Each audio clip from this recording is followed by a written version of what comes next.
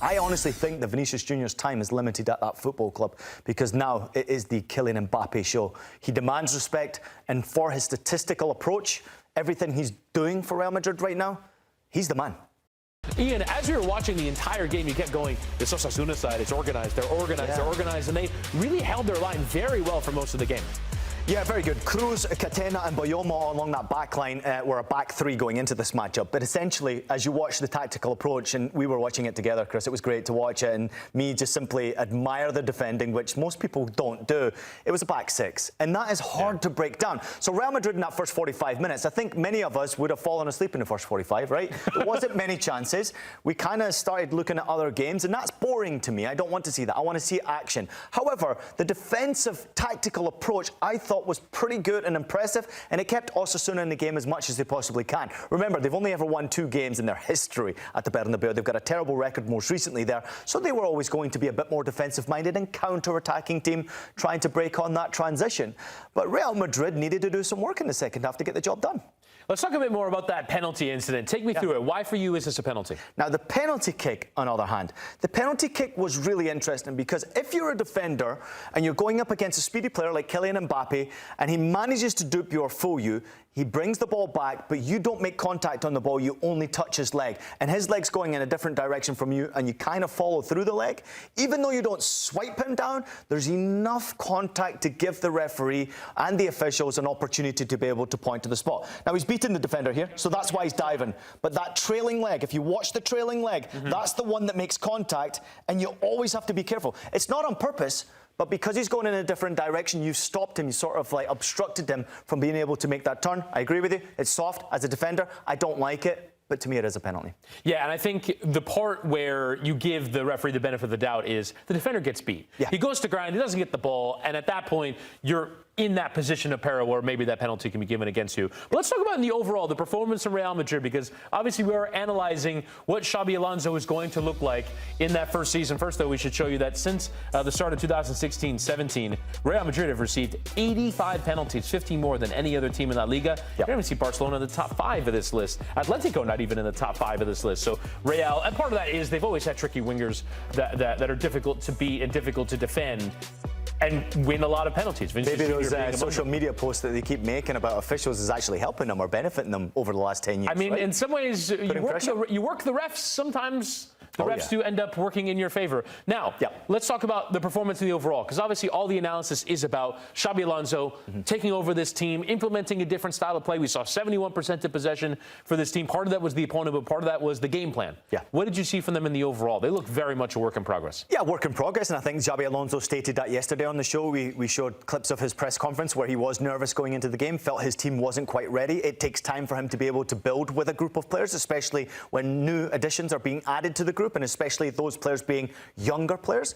I mean, this was the 3rd youngest team, starting 11, that went out by a new manager at Real Madrid in their history. So I got to give him a lot of credit for being brave enough to play younger players. However, the average age was still 25, and there was enough quality on that pitch to win by 3 or 4 goals. I just think that it was a good performance, and I think sometimes you can be frustrated. Osasuna finished record high in the league for them last season with a record amount of wins, so defensively you have to be solid. They were Real Madrid. I was very impressed with Militao and Huijsen. I thought that Carreras was okay as a fullback, getting forward. He's pretty decent. He's a nice player and he will improve. Trent was poor. Trent played simple passes, Trent played side passes and back passes, and large part to that was because he couldn't go forward. They had 6 players along the back line and another few players sitting in front of that. It's hard to break that down for a player like Trent. He's just got to rely on set pieces, corner kicks, obviously, where he was trying to whip the ball in. But I think offensively there's room for improvement. Vini Jr's got to do better, obviously. It's frustrating for him. He wants to be more impactful in games, but Kylian Mbappé is running the show for Real Madrid right now. He's the main man. Real Madrid will go as far as they can this season, as far as Kylian Mbappé take them. He's that good. I think he scores more goals than last season in La Liga. I think he scores more goals across all competitions than last season, and I think he's going to be the most important player for them going forward. As far as he goes, as far as he scores, Real Madrid go too. Do you think that will be good enough? Because this is a team that didn't win any of the major competitions they were in for. They won the Intercontinental Cup, which, of course, is the badge that's on the front of their shirt, and the UEFA Super Cup as well, but no La Liga, no Champions League, no Copa del Rey. Is Mbappé and this new look, obviously it's very early days, but is it good enough to take them to where they want to be? Real Madrid will win the league. Okay. As far as I'm concerned, Real Madrid are my favourites to win La Liga. I think their focus is important for Xabi Alonso to win a trophy. If he does well domestically, he wins La Liga, maybe wins a domestic trophy as well. He's done a very good job for them this season. He's become the best team in Spain again, and I think that's important for Real Madrid and their supporters to have success. I thought they were very good defensively as well. I'm going to throw that out there. I thought Huijsen was very good. They gave up 2 shots in the game. One of them was a header from pretty close range that went over the bar, but it was pretty dominant defensively. Dominant performance defensively, and especially when you don't have much possession of the ball, for Huijsen to come into the game and to the team in particular. He's obviously a young Spanish player. He's looking to impress. Very good in possession of the ball. He had 94% pass completion. I know there wasn't much pressure on him, but very accurate with his long passes. 5 of his 7 long passes over the top of that midfield pressure from Osasuna hit their destination.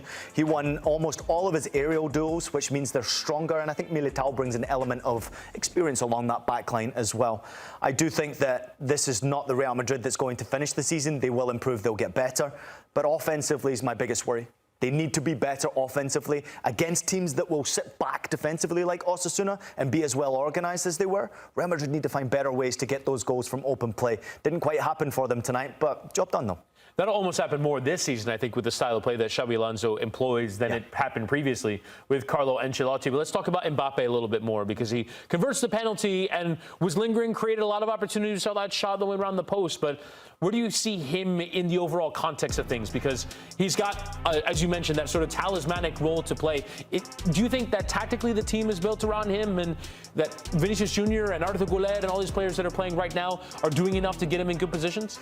I think every player that's playing around Kylian Mbappé right now is surplus to requirements and needs to prove themselves to Xabi Alonso. Kylian Mbappé is running the show right now and is the most important player that Real Madrid have offensively. He needs to be scoring goals, and you need to be creating for him. He needs to be scoring goals for you to win championships. Vini Jr is not going to do that for you. Brahim Diaz is not going to do that for you. In midfield, they were okay. They didn't need to be great on the occasion tonight, but they were pretty good. I thought Goulet was okay. Obviously came off later on in the game.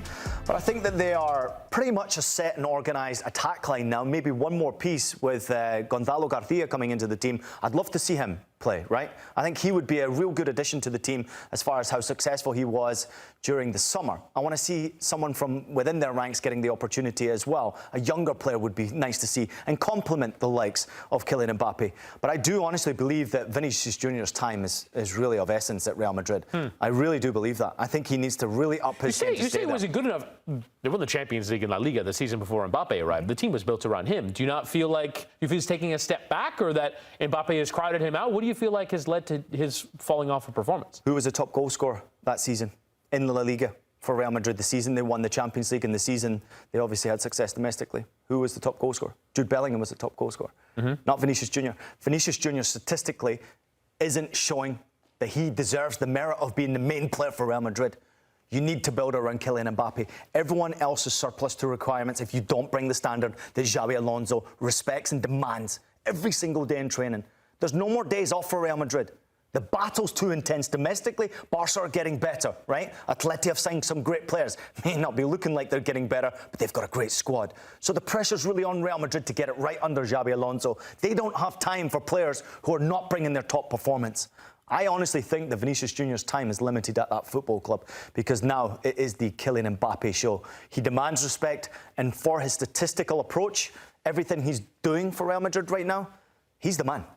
And that's what they brought him in to do. And so Kylian Mbappé gets the goal in this game. Real Madrid take all 3 points in the opening match day of the season. And looking ahead now to match day 2, this is what it looks like for every team in La Liga. Real Madrid will visit the newcomers, Real Oviedo. Hell of a first game at home. Back in La Liga for Oviedo will take on Real. Atleti will host Elche on Saturday from 1:30. And then Barcelona play the late kickoff away at Levante from 3:30. Athletic Rayo, a decent game, as well as Villarreal against Girona.